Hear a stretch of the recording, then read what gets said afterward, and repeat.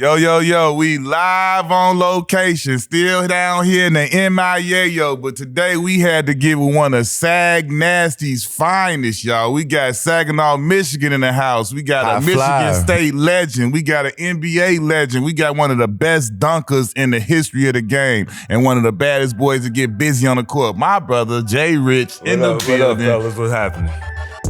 First of all, man, appreciate you coming on our show, man. You know, we watched your career from start to finish. We appreciate you being on the show and rocking with us, bro. I appreciate being here, man. Definitely been following each other's careers pretty much. Presented by Sleeper. When you first got to the league, who was the first person to bust your ass? Oh, man. I'm honestly not. Y'all not gonna remember this, though, man.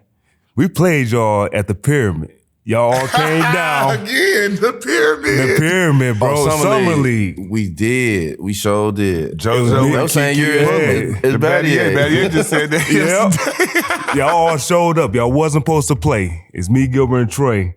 Y'all showed up. Y'all too. I think Corey played in it and LO played in it. I don't know how y'all all played in there. Y'all was like... And Keon. Y'all like had your whole team. I think the only person that didn't play was Elton.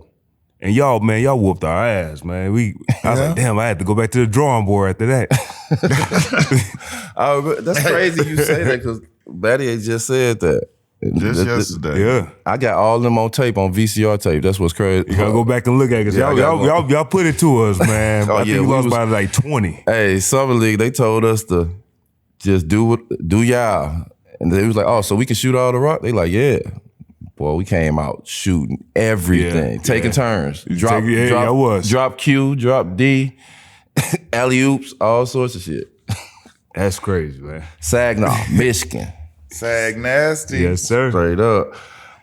Arthur High School, Arthur Hill. What made you go to Arthur Hill?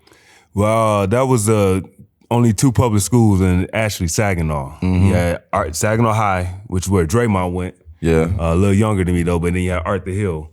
I started at a Catholic school, didn't work out there, and so I decided to go to Arthur Hill. They had another guy there named DeAndre Hewlett, which was a dog, man. He was a beast and wanted to play with him, man. He wanted to play with one of the best players in the city, so that's why I went to Arthur Hill. So why you didn't go to the Rival? Cool. I wasn't really that type of dude, man, to go over there, man. You have to pick one or the other, and my uncle lived right around the corner from Arthur Hill, so okay. I was already at the Arthur Hill, and then like I said, DeAndre was there. Saginaw High already had their thing going on, so that's why I went to Arthur Hill. You couldn't jump over the fence. Nah, I couldn't jump over the fence, man. You averaged 25 and 13. What was it, your sophomore year? Yeah, so junior year. See them rebounds though? Huh? You know what I'm saying? That was rebound. Yeah, that was rebound. It was rebound because I couldn't dribble or shoot at the time. so I was, and at Arthur Hill, once DeAndre left, he was 6'7", 6'8". Yeah. I was a center. Yeah. So I was always out jumping everybody, catching lobs, just doing whatever it takes to win games. So that's why them rebounds was up there. I was catching a lot of tip dunks. When did you get your first dunk? Yeah, I was just I got my first dunk in the 8th grade, man. Going into the 8th grade. Was it in the game or was it? How tall was you then? Was it just, how we out there and we it was just one of those things right there. I was out there at the park just warming up, just playing around. Went up there and went dunked. It was like, oh, shit. Let me ask you this. Did you start off with tennis balls, volleyballs? Basketball, then man. Just basketball, real basketball. Because I started off, I was dunking them tennis balls, then I went and started dunking the volleyball. Yeah. How tall were you when you first dunked? I was probably like 6'3". Damn, so in 8th grade you was 6. Damn. Yeah. 6'3". Yeah, him and Corey was different. They were both, that's crazy. When did you know that you was one of the best players, not only in Michigan, but in the country? Man, when I went to ABCD camp, my first time, man, I went there. They put me with a whole bunch of guys that was kind of lower. I was on the lower end. Nobody really knew who I was going into my junior year. Went out there, and I think I was averaging like 18 or 19. And then made the All-Star game, but Michigan rules, we couldn't play in the All-Star game. But it just kind of put my name on the map, knowing that. Hold on. What the hell man, was the rules? Michigan back then had some of the craziest rules. We couldn't play 80 miles outside of high school. That was us. We couldn't play outside, out of state. So we couldn't play any of the Chicago schools. Sometimes we couldn't even play some of the Michigan schools. They were so far away from us. They were so far away. Couldn't play in All-Star games. And it couldn't play on national television. I made McDonald's All-American my senior year, and I couldn't play in the game because my high school team was still in the state championship game. So I didn't even get to play in the McDonald's game. That's a cold That's crazy, wedding, boy. But I went to the game, sat on the bench, got all my gears, and had all the experience and stuff like that, man. But you just couldn't play. Couldn't play in the game. If I would have played in the game, I'd have been disqualified from my state tournament. Come on, it's crazy, man. What in the hell? That's But crazy. they just changed the rules, like literally, I think a year ago, where now they could play outside the state because they've been losing a lot of kids to prep schools because of these rules. They want their national attention. They did that in the St. Louis, East St. Louis, but the Illinois area. Like in Illinois, we couldn't go 100 miles outside the state to play, so we couldn't. They couldn't go all the way across the country and compete for a national championship and play national teams because we couldn't go to these tournaments. But when you restricting guys, especially now that the way high school kids are getting recruited and the way they're playing, you almost hinder them in a sense when you have these types of rules. Yeah, like they cheated you out your McDonald's Yeah, experience, bro. man. Like that's crazy. crazy. And how many other before? Like you can practice. That's crazy. Couldn't practice none of it. Dunk contest couldn't do any of that. Like McDonald's, that's crazy. He's a dude that would have won the dunk That's contest. one of the premier events that you show your talents that you can. At the time, you could have went straight out of high school. wild. You could have did anything. Yeah. Depending on your McDonald's game. Like I knew that going into my McDonald's game, like, this it. Yeah. Like I gotta show it all. Right. Right. And they take that experience from you. That's crazy to hear. That's the first time we heard that. I did not know that. Yeah, and so over the years they had lost a lot of guys. I mean, you can even go down to Flint guys like Miles Bridges. He transferred and went to Huntington Prep because of these rules. I had a nephew that he was top 15. He ended up going to La Lemire. So a lot of kids started leaving the state of Michigan because of these rules. Yeah. That's man, listen, I would too if I know I'm about to lose out on everything like that. That's crazy. Yeah. Tell us about the rivalry in high school and how intense it was for you to play in that rivalry. The rivalry between Arthur Hill-Saginaw High, man, is something that you just can't experience unless you or explain until you experience it. Unless you was there. Unless you was there. Unfortunately, that rivalry comes to an end after this year. After 105 years, the schools been playing against each other because the schools are actually combining next year. They actually combining going to they're gonna be a powerhouse. Gonna be a powerhouse. But back then, I think my senior year, it was crazy. I was talking to somebody. I had just got inducted into the Saginaw County Hall of Fame for Michigan. You got to be so many years removed from playing sports. But my senior year, we had, I think it was 12 D1 players on the court between the two schools. You had 2 NBA players and 3 NFL players all on that court my senior year. Who are those guys? So the pros was myself, Anthony Roberson. Hey, look, The NFL players was Lamar Woodley, Charles Rogers, who's a number 2 player in the draft in 2003, just passed a few years ago, so my guy. And man, who am I missing? I think Ron Stanley, who had I think he played that year. He was he played for the Jets for a few years. That's crazy. Tell us about the alley-oop in the rival game that everybody. Yeah, man, you did some digging, man. tell us how the crowd, because I did it with a rival school, but we merged my sophomore year, after my sophomore year. So tell us how the rival was and how hype it was, how everybody in the city is coming into this gym and you get an alley-oop, a famous alley-oop at that. So the game was so big because we had so many players like that.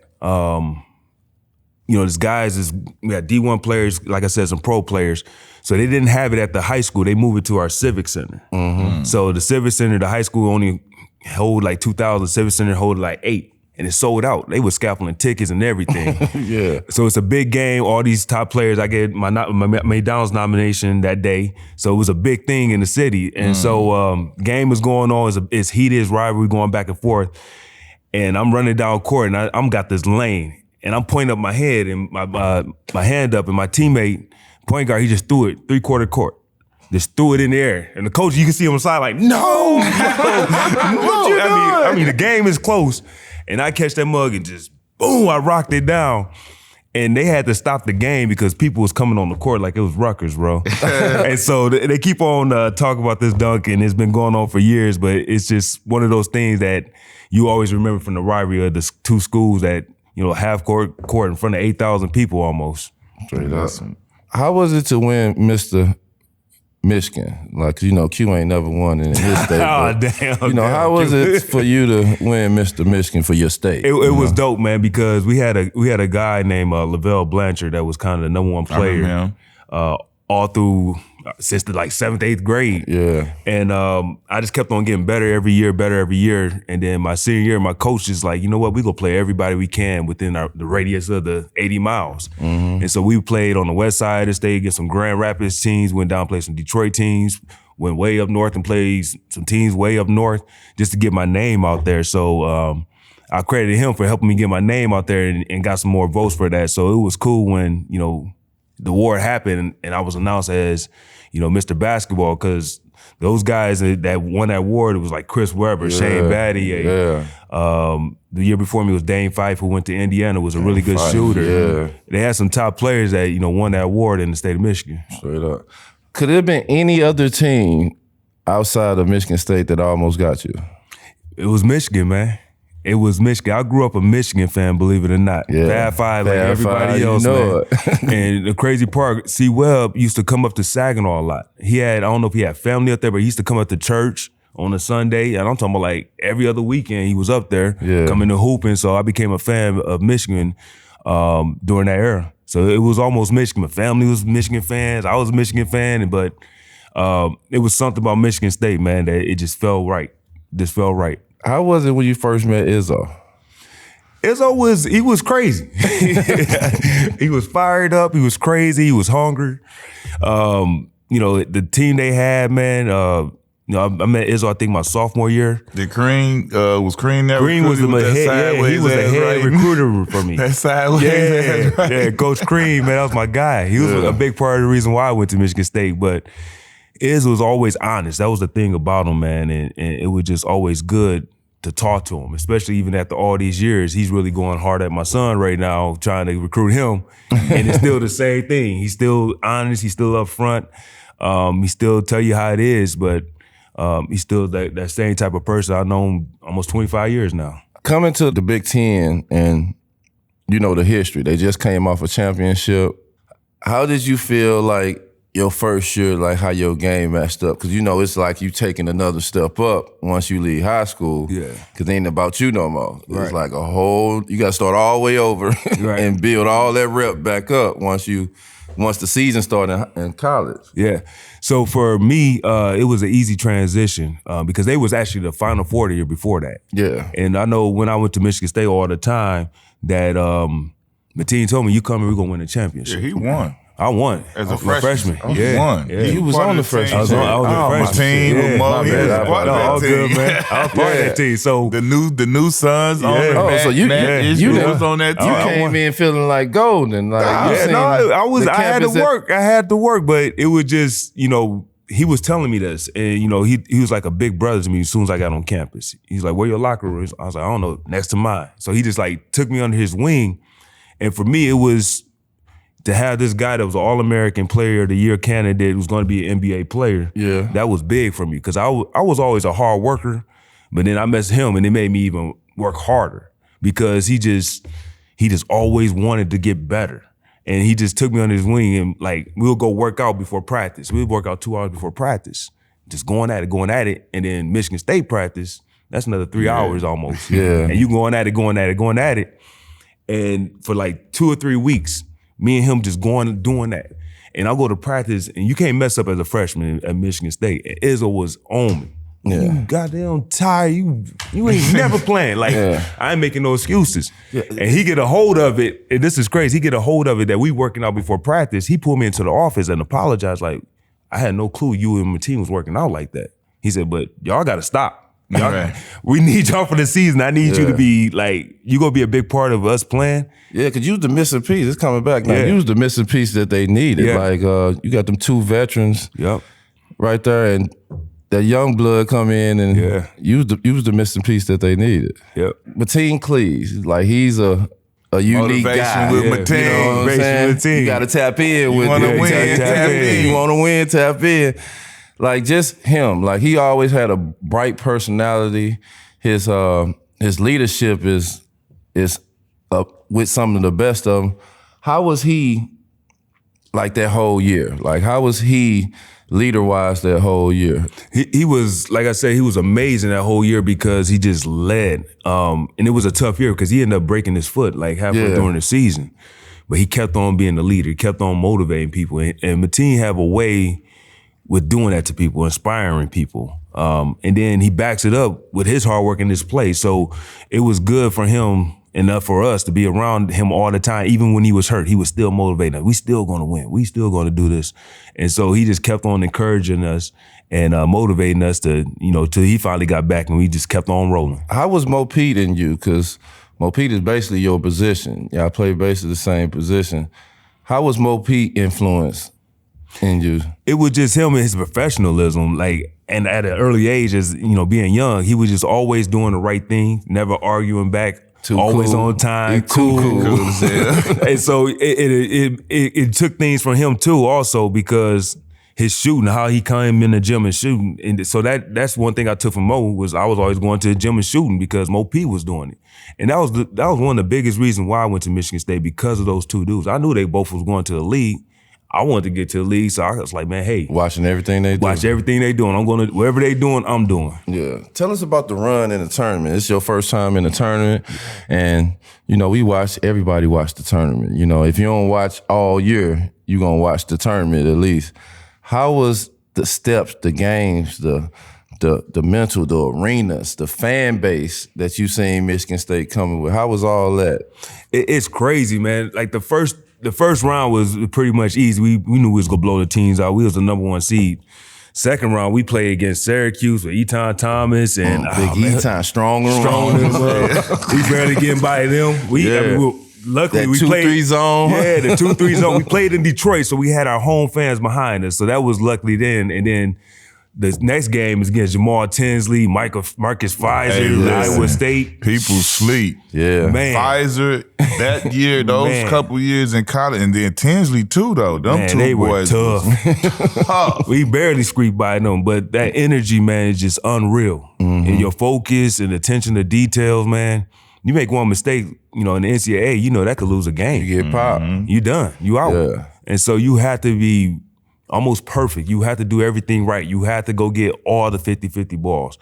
You just have to do everything right to continue to advance in the tournament. How did you look forward to after y'all won a championship that next summer coming into? I know Izzo leaned on you because you have the experience. You have the experience that none of the rest of them really can have on the team. And you got to be a leader as a sophomore. So how was that summer going into that? How motivating was that to get to the next summer to be the leader? I was really motivated, man. Coming back knowing that I was gonna have a starting position, I was gonna be the man, along with Charlie Bell, that we had to take the team back to where we just came from. And once you win a championship, after that parade and all the partying, that's what I want to go to. I want to hear about. I want to hear about the actual winning of the championship. Like you a freshman, you know what I'm saying, and you a part of it. Like what was that like? What was that experience when the confetti coming down? Like from that part to getting back to campus to the parade. Crazy. Like take me through all of that. Like you a freshman, just was shooting high school hoops. Now you a national champion. You first you win, man, and you just going crazy because everything you did, we had 5 a.m. workouts. You remember all this craziness you went through. We had a practice where we wear, shoulder pads and helmets because we got all rebound, bro. And so you remember we just remember all the crazy stuff you went through that year. Yeah. And it came to, you win in the championship. Yeah. And then you get back on campus, when you land at the airport, 5,000 fans there cheering you on. You going to the parade, you going to parties. Everyone on campus know who you are. Yeah. You want to get back to that. Yeah. After that phase away, you like, okay, we got to get back to this. So going into that summer, it was easy for me to work because I wanted to get back. Yeah.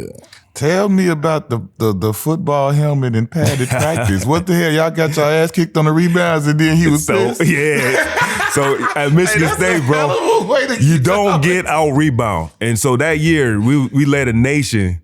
We were like plus 16 or 17 in rebounds, bro. And we played against, I think it was either Iowa or Purdue, and we got out rebound by 6.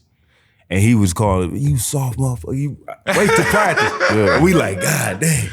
We go to practice, bro, and there's shoulder pads and helmets in the lock, everybody locker. Everybody like, what the hell going on? Assistant coach, Mike Garland come in, y'all put that on, man. Y'all put it on. We gonna see who gonna hit today. Bro. So we got this drill at Michigan State called a war drill. It's anything goes. You gotta get the rebound, bro. You don't give up an offensive rebound, but you better get that rebound on defense. That's great. You throw the ball up, and I mean, you grab, you hold, and you trying to do whatever. Man, we did that drill for about an hour with shoulder pads and helmets on. It was one of the best practices I ever had, bro, because you realized like dudes really wanted to hit each other. And it was like football on that basketball court, man. One of the best practices I ever had, man. Oh, man, I wish I would have been able to see something like that. Well, I know he loves Zebo the next year. He gonna get them boards. He gonna get them boards. How was it when y'all got Zebo on the team? Man. Michigan State and him and Izzo. Man, Zebo, man, I'm telling you, when Zebo got there, man, we instantly clicked, man. We was like, every day we was hanging out, we was together. And with, Izzo being so fired up and Zebo so lax and chill, man, it actually brought Izzo temperament down a little bit because Zebo just always was cracking jokes without even trying to. Zebo was just naturally funny for no, he would just say something, you just die and laughing. It's like, he looking at you like, what are you talking about? But that was just Zebo, man. And, he just brought the morale on the team up because of who he was, man. And just the type of player he was too. What made you make the decision to come out after your sophomore year? Man, this story right here I want to tell is one of the reasons why I have a close relationship with Izzo. So after having a successful year, I was second team All-American, all this stuff. I go into Izzo office, and I'm like, "Hey, coach, I'm getting a lot of agents calling my parent, my mom, my uncle. They tell him I'm an NBA player. He's like, Jason, let me figure it out. I have some connection with some GMs." I'm gonna call some people and we'll talk next week. Yeah. He called me back 2 days later. He said, man, come meet me in my office. So what's going on, coach? What you hearing? He said, man, everything I'm hearing, you're a top 5 pick. You can't stay here. And I'm looking like I'm shocked because I'm really torn between leaving and staying. We have Calvin Tolbert coming next year, Allen Anderson coming next year. We're gonna have a good team the next year. Zebo was on the line. I knew Zebo was kind of gonna leave, but he was on the line. But for me, it was like my mom wasn't really sure because she always, I was her first kid to go to school. She wanted, roses, senior night, all this stuff like that. But when that came back from Izzo, and I went back and talked to my mom, and like, it's my time now, man. I'm top 5 pick. Yeah, can't get any better than that. Yeah. And that's why I respect Izzo for that because most coaches be like, hey man, we got a good team, we could do it again. It won't hurt to stay one more. Right. He was like, you got to go. There's nothing else I could do for you here. And that's why I respect that man to this day. How many workouts you have? Man, it's Golden State, Memphis, Atlanta, New Jersey. I think that was it. I had 4 workouts. Yeah, y'all was in the same boat. Y'all was, eating dinners and just doing interviews, really. Y'all ain't grind like real ones, you know what I'm saying? I had like 16, 17 workouts flying all around the country. Wow. People trying to get me 2-3 times, show up the day before the draft. That's how they do you when you in that middle. Where did you think he was going, though? Where did you think he was going? Man, honestly, I thought I was going to Memphis. But at the time, it was transition from Vancouver to Memphis.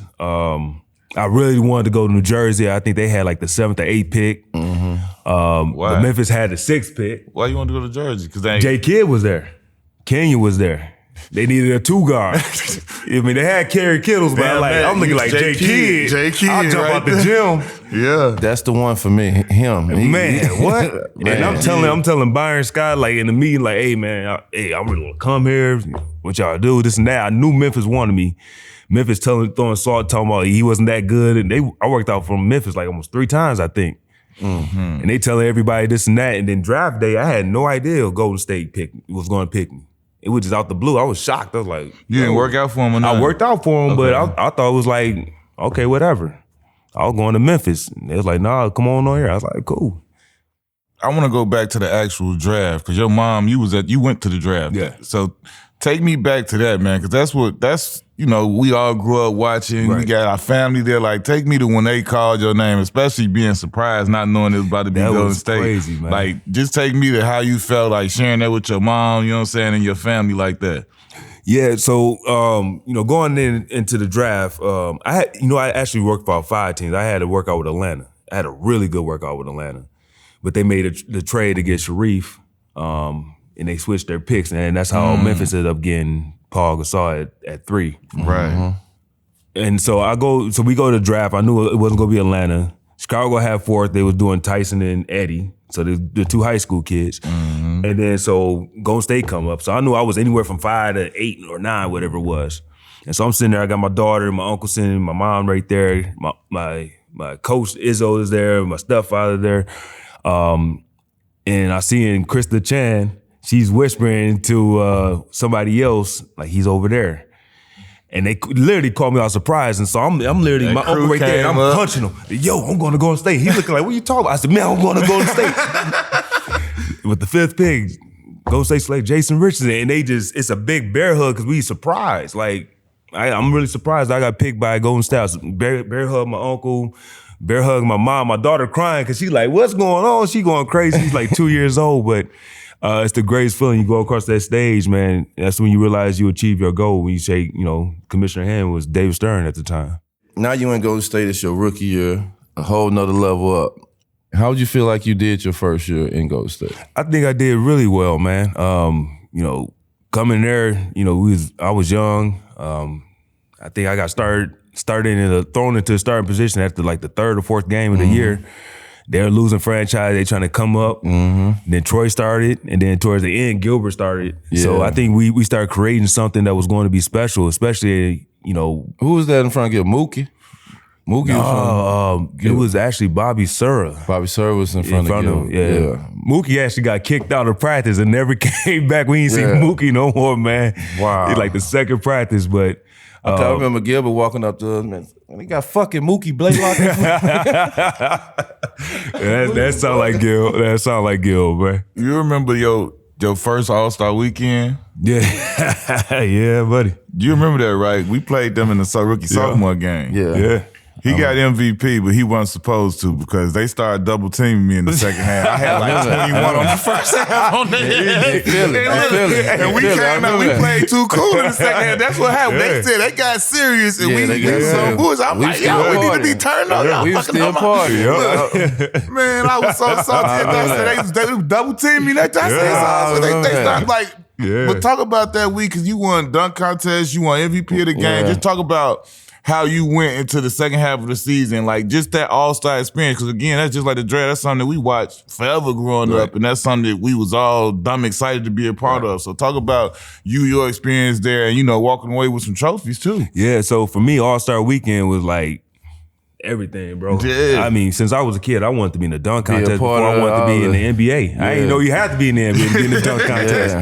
So I've been practicing dunk contests since I was 5, 6 years old on the hanger on the side of the rim with the socks. I've been Dominique Wilkins. So once the dunk contest happened, that was easy for me. They asked me to be in and I said, no. I'm getting in with them. And then after you did all that, I was like, that was a great decision. So that was easy, man. Winning the dunk contest, going out there and having a big game in the rookie challenge, getting the trophy for that. And so when you have like that type of experience on All-Star Weekend, man, rest of the season a breeze, bro. Yeah. Like it's easy now. Yeah. You just cruising, you just going out there and hooping now, and that's how it felt that whole second half of the year. Coming off Vince Carter doing what he did 2 years ago in the All-Star game, and you coming into the new era by going between your legs whole nother way, how was that for you to bring a whole nother dunk to the game that haven't been done? It was Gilbert ideal, actually. My last 2 dunks in my dunk contest was from Gilbert. Yeah. He was telling me, Gilbert always had these crazy ideas. Always got the plan. Always got something going on. He's like, why don't you do this? I'm like, Gil, I can't do that. So the first dunk contest, I kind of practiced that dunk. I could do that. That was easy. But between the legs from behind on the side, that was the first time I made that dunk. I tried it 2 times. I said, well, once I get in the dunk contest, drilling, pumping, go be easy. And so I did that dunk. I think that was the only time I ever did that dunk. I couldn't do it again. That was dope. Hey, tell me about this, because I know Gil a fool. How much did Gil remind you in Golden State that him and RJ put you and Zebo out in the tournament in college? All the time, man. All They the lost time, to them man. in the final four, huh? You know, Gilbert, he always got some type of scheme going on. He said, oh, we just watch y'all. All we gonna do is overplay. He had about 9 steals that game, because he overplayed every play because we were so, this is what we gonna run. Textbook, yeah. Man, he had about 9 steals, about 20-something points. And he brings it up every chance he got. Them first year. You know we whooped y'all. Gil, I got a ring. What you got? Y'all got whooped next round. Speaking of Gil, that's another thing I want to ask you about, but speaking of Gil, tell us about how you seen he went from not playing to getting playing time and doing very well. Because you know when you get in this, you're a second round pick, you can get that money right away. Like Carlos Booz and a lot of guys, you don't gotta wait Mike for a year. Red, boy. But to see him instantly go to Washington and turn into Hibachi, Agent Zero, like how was that for you to just see how he elevated to all-star and all this stuff? You know what's crazy? If you go look at Dame Lillard, Trae Young, Luka, I'm trying to think who else is like that. That was Gilbert Arenas. Yeah. They didn't know what he was. He wasn't a point guard, but he was too small to be a shooting guard because shooting guards back in the day was our size. Yeah. We post up. Yeah. He wasn't that. So Gilbert is what the point guard is today. Yeah. And just imagine what he was doing back then. Just imagine if he was in this era. Yeah. So for him, because he was going against the grain shooting. Going against the grain. He was just too cold. He was that good, him. man. The one thing Gilbert don't get enough credit for was how hard he worked. Yeah. He worked his ass off. That's what I tell you. He stayed in the gym. He worked his ass. He stayed in the gym. This dude was constantly in the gym, like all the time when he wasn't playing. And that was my guy. So I'm in the office every day, like, yo, y'all got to play him. For the whole season, I'm telling the GM, y'all got to play him. Y'all got to play him. They finally let him play, and he just takes off. Yeah. But they just, for the first 3 months of his career, nobody knew what he was. Yeah. Because point guards back in the day was the ones that set him up, run off. Maybe once in a while shoot a jumper, but he was more than that. Boy. The hardest thing for NBA teams to do is go from a not winning to kind of building out their draft picks, building out the players that they're going to keep, and kind of building a good team. You see the progression in how you was playing. Like you was getting better, you was becoming a better scorer in the league, you was getting your feet wet, and then you get Don Nelson. You know, one of the most historic coaches. I love his philosophy because his philosophy is run up and down and let's get going. You start seeing it change. Y'all start adding BD and what was it, Monte and Stack Jack and all these guys. Tell us the transition of how when it was like you and Gilbert, y'all was playing together and it was the start of it to the point where it started changing for the franchise.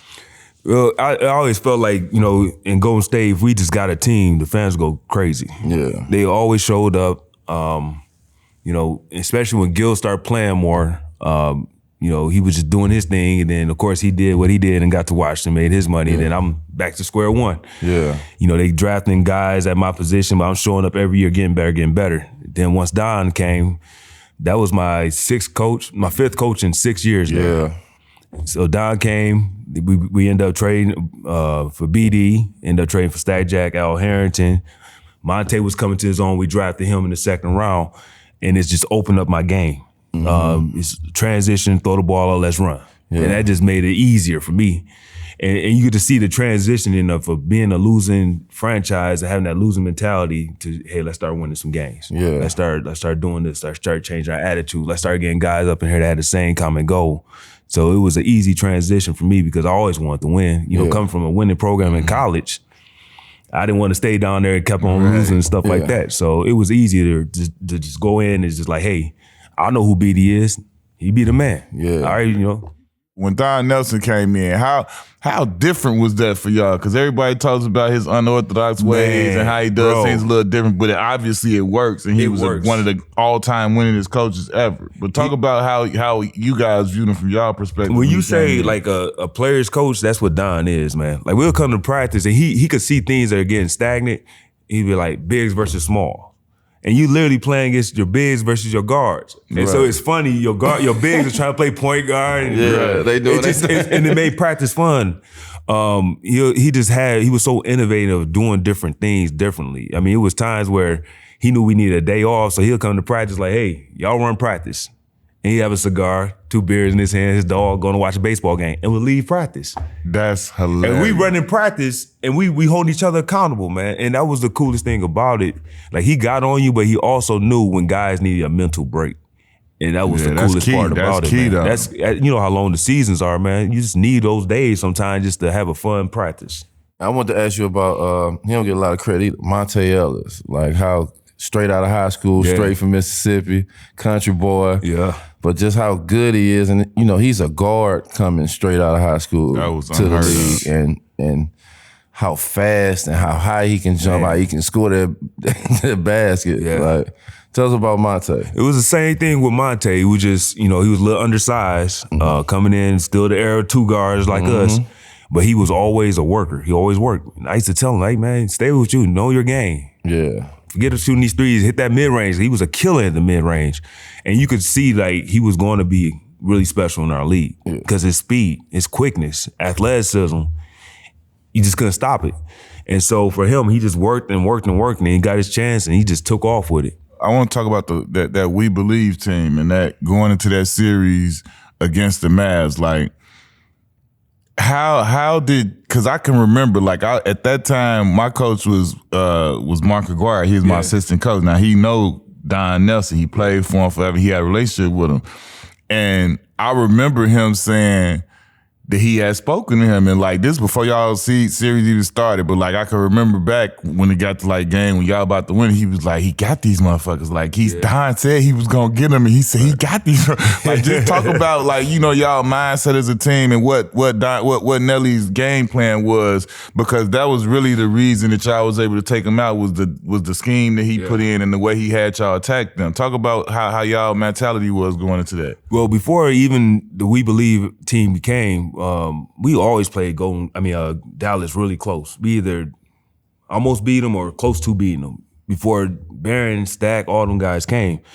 Once they came and Nelly came, we knew we had a key because Nelly literally, he taught Dirk everything he know. He gave Dirk his moves. Yeah. So our game plan was go put somebody smaller on him, which is Steven Jackson, get up in him, make him go right, and once he spin, there better be somebody there to take the ball from him.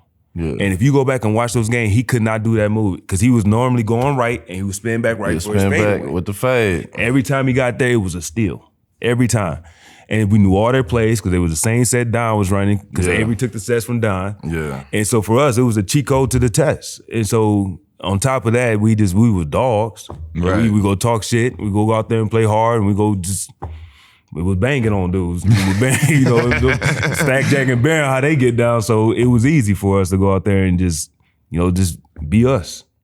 Tell us how the fans was, the movement of We Believe, like how hype it was, how the city was. Especially the Bay got some great fans. They got the greatest fans on earth, man. And we knew that fans gonna be excited because at the time we haven't been to the playoffs for 13 or 14 years or something like that. So they was hungry, man. Yeah. And we started making that push to making it to the playoffs. And then once that playoffs came, the city just took fire. I mean, we even on the away games, it was crazy. And then that first home game, I had never seen anything like that, bro. It's like 2 hours before the game, the arena sold out and everybody on their feet already. Like, I'm coming out to warm up and the stadium is like somebody just dunked or something. It's like, yo. I'm like, man, I hope the first shot I take is not an air ball, bro. That's how crazy the energy was in that arena. How was it to get traded for the first time? That's the worst feeling ever, bro. I'm telling you, bro. Not cool. We all agree. It is the worst. That's when you know it's a business. Yeah. And so for me, I knew I was going to be traded because Monte was coming into his own, which is like little brother to me. Cool. I was the big paycheck. He was a small paycheck, and he was about to be a really good player. But I wanted to make sure that we make a trade that helped me out. Don't put me back in a situation where I just came out of where we built something up and now we starting back over. And don't get a phone call. Nobody's talking to you. and you seeing it on the ticker like everybody else. Like, damn, I don't need no respect at all, bro. I stayed here for 6 years. Love me like that? Yeah. And so it hurt you, bro. It really do hurt you. But then you realize it's a business, man. And then you just go and you keep on. You still getting your checks. You still playing the NBA. Do you remember where you were? Were you like, you know what I'm saying, you chilling at the crib? Were you out somewhere with people? Yeah, I was out at dinner, bro. And my agent calling me like, yo, they not answering the calls. Like, what you mean they answer the calls? They said we go orchestrate a trade, put me in a good situation. And then you just see the ticker. Bobcats, Bobcats, bro. What? The Bobcats.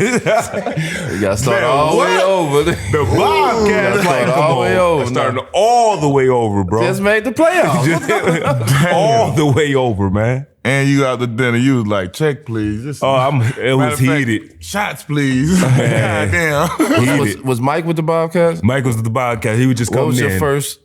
What was your first introduction or your first walk in with Mike? It was a phone call. I was actually at the airport on my way down to Charlotte. He called me, and I'm just like, I'm heated. I'm still mad, you know.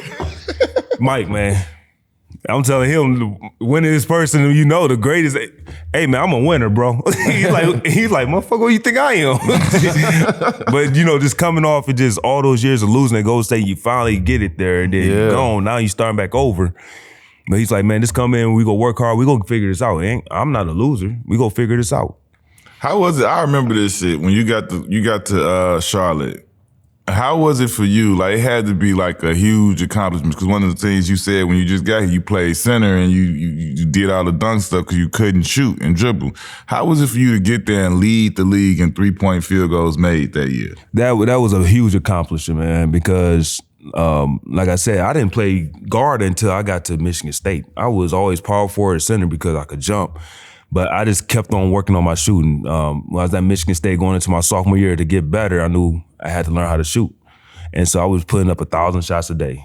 And then once I got to the league, it went from 1,000 shots a day to 1,000 make a day. Mm-hmm. So I just kept on working on my shooting, and then, you know, to go to Charlotte and lead the NBA in three-pointers made that season, man, that was a huge accomplishment for me. How was it? Tell us about the game you had 34 against Boston, the Big Three. And, you know, when you're a losing team, because like we won 18 out of 82 with Cleveland, and we beat the Lakers, Shaq and Kobe in Cleveland. Like a championship. You just get one of them games, it's just the championship. But how was that game? I remember that game being a hype game. Well, you know what, man? That was a game I knew I had to make up to my teammates. We had just played Boston the month before, and I turned the ball over at the end. Ray got the ball, hit a 3 to win the game. Mm-hmm. Goddamn, I remember that. I'm like, I told my teammates, man, like, I owe y'all this one. That one was on me. And they so when I got on y'all too. Yeah, we got the Boston. I went to work on them, man. You know, when you play against those guys like that, man, the Big Three, they were, you know, winning the championship.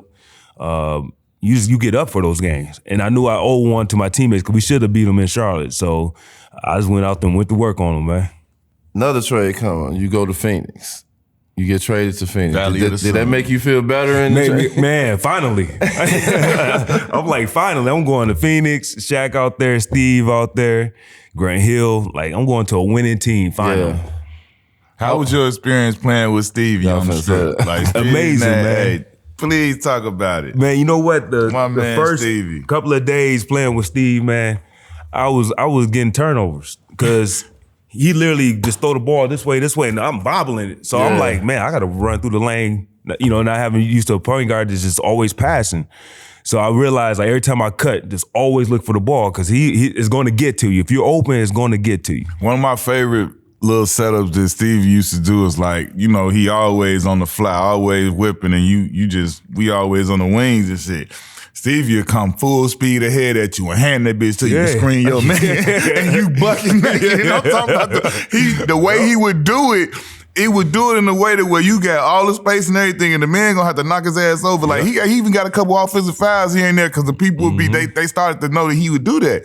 But bro, first couple times he did that, I was like, damn, like he'd come full speed ahead of you. You kind of like, hold up. Then he handed it to you and stepped there. You like, damn, okay. Bam. Yeah. Start hitting that bit. He said, it's a layup. I said, yo, this boy Stevie, he was sick with it. Yeah, he was. How was Shaq personality on the team? Because, you know, Shaq is just the big cactus thing. Yeah, one of the funniest dudes I know, man. How did he take care of you? Because we was Clippers and he always looked after us. But how did he just look out and always was like a big brother? He just always talked to you about different things, man. Always encourage you. That was the craziest thing I didn't know about Shaq. He was like an encouraging person, man. He was telling you like, hey man, you open, shoot the ball, bro. But leave the rebounds for me. He'd get the rebounds, but he was always just, telling you to do certain things, man. And for me, I always wanted to know what Kobe was doing. Yeah. And I always used to pick his brain. And even though they kind of had their little thing, he'd tell me, hey, man, he was doing A, B, and C. Really? God damn, I don't know if I could do that. Getting up at 4 a.m, working out, all this stuff, but it was crazy. Just learning all the things I learned from him on, what it takes to be a winner. I know Q can say this because he lived in Phoenix. But I spent a year and a half in Phoenix. Going from Golden State, going to Charlotte, how was the living in Phoenix? Phoenix is one of my favorite places to live. It was night and day, bro. That was one of the best stops. Man, one of the best cities, man. Just, the sun all the time is warm. And we from the Midwest, so when you driving home from practice and you looking at cactus and mountains, like this was, I for real felt like I'm on vacation. Yes, you know what I'm saying? Plus that first month I was staying at the damn, whatever, the Paradise Valley, like the Four Seasons or whatever, till I got my crib. So it was like, we golf courses, everything is a resort over here. I felt like I was for real on vacation for like the whole first 6 months. Then when it got like, they started talking about it's cold, I was looking around like, cold? Like, well, it's still got cold. shorts like, on. Put on a hoodie and still have shorts on out here. Like, what you mean? Yeah. I was like, yo, this is nice. Now you get traded to Orlando. How was Orlando for Man, you? he came on over here with the room, man. You know, we was over there waiting in. Yeah. And he came back with heat up. He shot Turk. One of the funniest teammates, man. Turk don't care, bro. He showed up with Turk. That was the best, dog. I hate that because they got rid of Vince. Vince was in that trade. Yeah. We lost Vince, but then them two, dog, Turk and him got there. Yes, sir. Was Stan still there? Stan was still there. Stan was still there. How was Stan Van Gundy? I think Stan was great, man. Stan was he was one of my favorite coaches, man. Stan knew what he was doing, man, but them practices, boy, the knee pads, they long. So Stan brought the knee pads with him. Yeah, buddy. He had them too. Like he adopted that. You know, Stan was smart. You saw that was like, I ain't trying to lose dudes to games to bumping their knees neither. He had the same shit. Whether you wear them or not, you got to in these practices. Yeah. Everybody. Come in and shoot around, knee pads sitting up. there like, knee pads up, bro. Like, we about to go live. Like that's when you know it's a bullshit day. When you come in to shoot around and them knee pads sitting there and he say knee pads up, because motherfuckers will lead them down like we chilling. And then like to a certain point, like you're trying to trick him like, all right, we gonna leave these shits down, y'all. Everybody out down. So he don't make her go down. He be like, at a certain point, he be like, all right, knee pads up. We like, Patrick Ewing knee pad. Yeah, buddy. That used to be the worst, bro, when they get to doing that shit. Who did you come up with, like, watching? Who was your guys that you was like, yeah, I want to be like that. That's why I want to hoop. Dominique Wilkins, man. Dominique that windmill was just, your windmill was crazy. Just like that. Like, it was crazy. Hey, that's what I wanted to ask you about. Tell me about the one dunk contest, bro, where y'all was spinning the wheel and had to do all that foolishness. Because this was one thing I always remember about that dunk contest. Every time he came up, I was like, bro, if he spin a one-legged dunk, I'm done. He's done. Because he's not, you know what I'm saying? Like, he is the ultimate 2 foot. I'm about to, but like, if it come to 1 foot, he become like almost average. He still got I was average. But it wasn't like, you're not about to get like an all-time spin off one leg dunk. And I remember like, how did you feel about that? Was you like, The wheel was a cool idea, but it was bad at the same time. Like, Steve Francis I think 10 he couldn't palm the ball, so he had to do a 360 off of one leg. He couldn't palm the ball. We got to dunk me and Gerald Wallace. We had to jump from the free throw line. I'm there and there at the dotted line, still couldn't get it. And so my one spin it was spinning, it was like one peg left, and it would have went to Dr. J, one leg dunk, but it stayed on Dominique dunk. Wilkins, And that actually helped me win the dunk contest. I was like, okay, I know every dunk he done, it's good. And so it was a windmill. It was easy.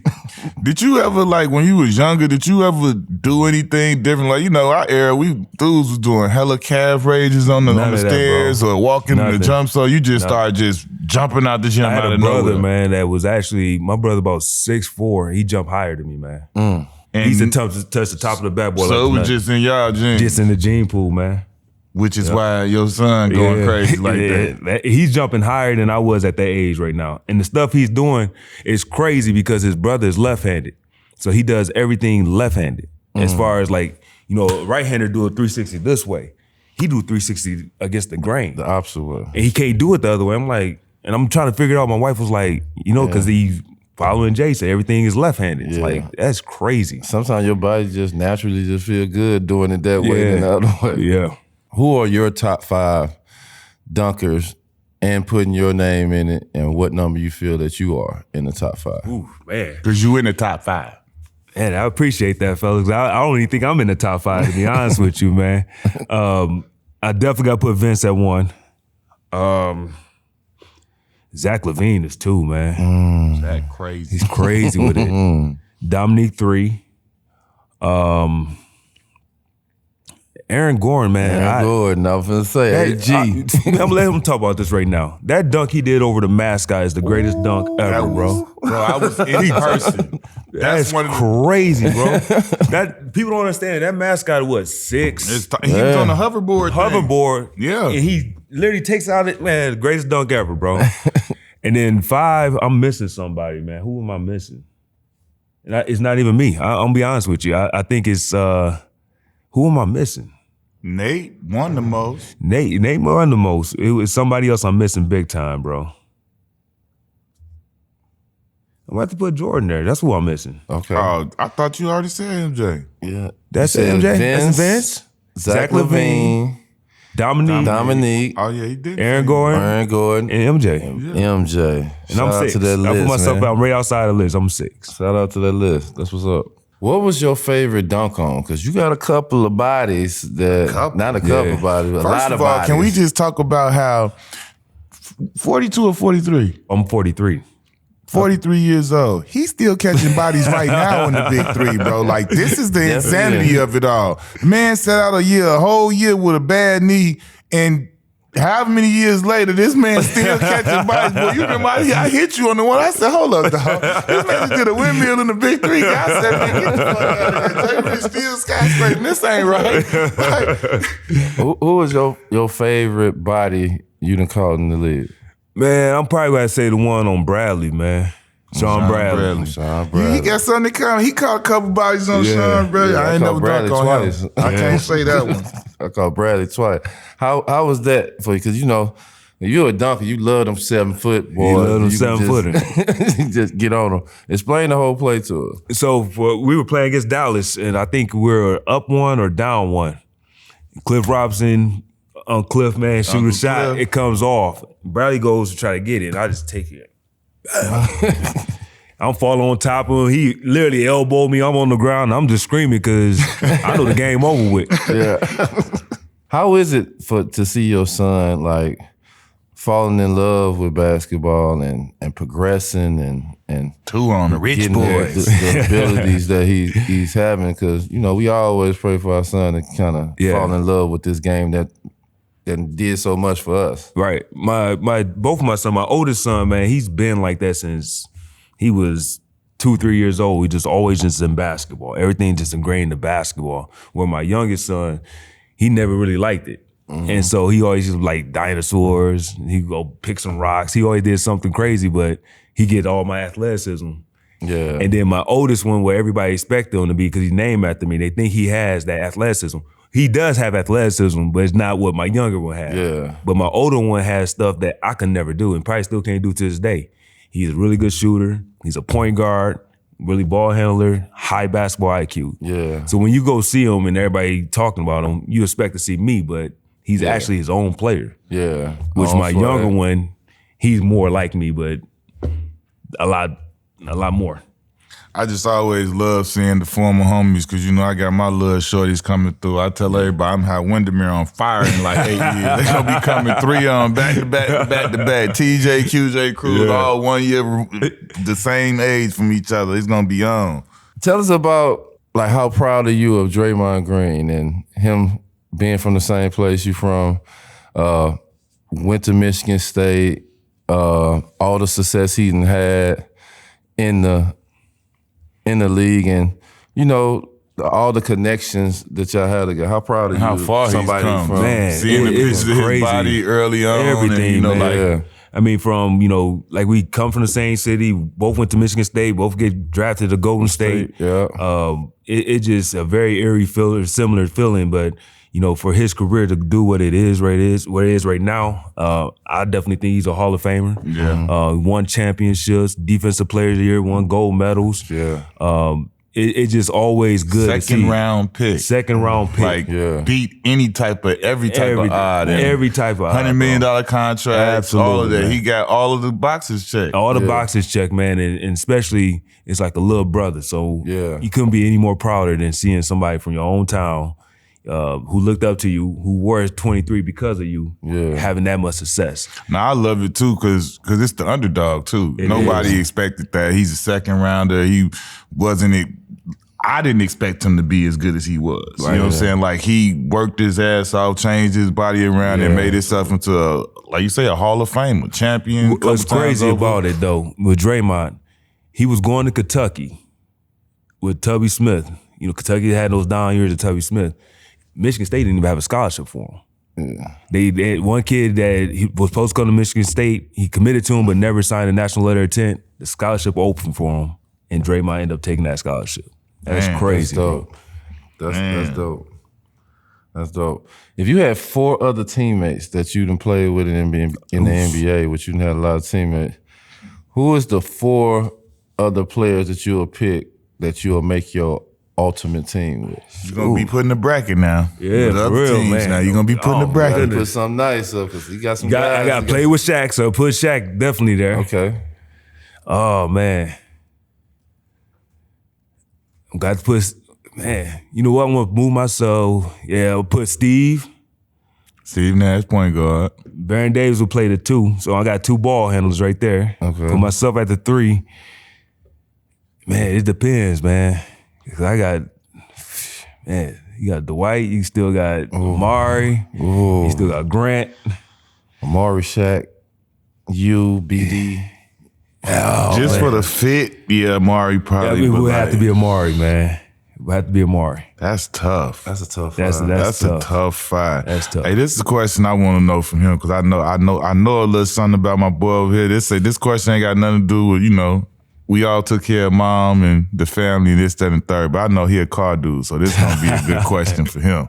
When you got that bag where you got comfortable and you know you was like, Jay Rich about to do something nice for Jay Rich. This ain't got nothing to do with all smart and frugal. This was something like you might look back on now like, what the hell I was doing? But like at the time, it was everything. What did you spend the bag on when you was when you first got the bag? Yeah, the first big purchase. Like what was the Cadillac first? Escalade from 310. 310. 310. He got the him and Gil. They got the TVs. They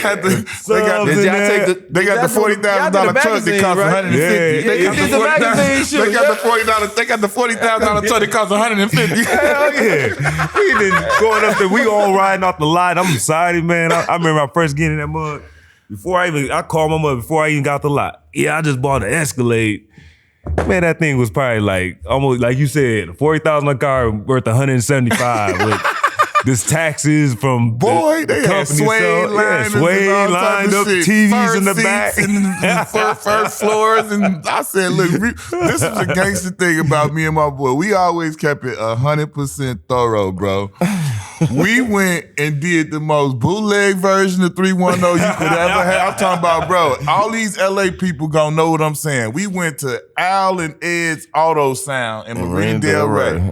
We had the whole joints, the flip up things coming out. We had everything that y'all had basically. But cheaper. Boy, do you hear me? Way cheaper. Got our rim. We got 100 spoke rims from a hood dude. Remember homie Marvin hooked us up with a hood dude. He had gold. Them gold D's on that. We had, and I'm talking, our trucks was notorious. They was twin trucks. I had a white one, he had a black one. He was on gold trim. I had chrome. Bro, we ain't even get nowhere near that 70,000, 60,000. We done went the straight hood where he got all type of speakers in his. I had like 612. Yeah, he was beat up. I'm talking, he had everything that y'all would have wanted and everything. We just we was like, I'm not paying that shit for no damn Escalade. Yeah, man. My mama was like, fuck no. The rookie and sophomore game. You a sophomore now. Y'all playing against Boozer now. And you and your groove, what made you just hit him in the face with the ball and then just pull? You gonna bring some stuff up, man. My kids playing with hit now. Watching too much street ball. That's what it was. Too much It was and one. It was and one mixtape coming out, man. Subscribe to that, bro. I swear. Boozer was pissed. Bro, we would have fought. We would have fought. I don't care who it was. Boozer came back down. I said, boy, you supposed to fucked him up. As soon as anybody in the history of that, when I first ever saw that play, I was like, bro, I would never in my life be hitting the face with the ball. It's not cool. If you gonna hit me in the face and go to do that, and I'm gonna dive on your ass. I said, no more basketball. You know what? At the time, man, I'm telling you, like, I known Carlos. We was McDonald's All-American. It's no disrespect. Yeah. And it still ain't nothing. We talk and see each other now. It was a street ball move, man. Yeah, he's a great dude. It was a street ball move with no disrespect, but like you said, if it was me, I'd have probably swung on me. Yeah, I would. Look, that was like that. I didn't. Anytime I see it on any level, I'm like, that play should just be banned. Like, that's not rolling with the real ones. It's gonna be something. Start, bench, trade. You gotta start one. You gotta bench one. You gotta trade one. Man, it's hard. James Harden, Paul George, Kawhi Leonard. Man, that is tough. Man, I'm gonna start. Man, I'm gonna start PG, man. I'm a PG fan. I'm bring Kawhi, and I had to trade James, man. Another one. Kevin Durant, Dominique Wilkins. Who else did I have? Don't matter. You already said Dominique. That's his favorite player. Favorite player, but I mean, I'm going with KD though. I ain't no dummy though. We talking about the GM. I'm starting KD. He got to come off the bench. Whoever else is getting traded, unless they are just a straight killer. You talking about Jordan or somebody? But I'm trying to find another 3 score. Well, that's a wrap, man. We had to come chop it up with my brother from another. We rich boys over here. Jay Rich in the building, you know what I'm saying? I get mistaken for him more than anybody else. Jay Rich, it's all good, but we got Jay Rich in the building, y'all. Pull up.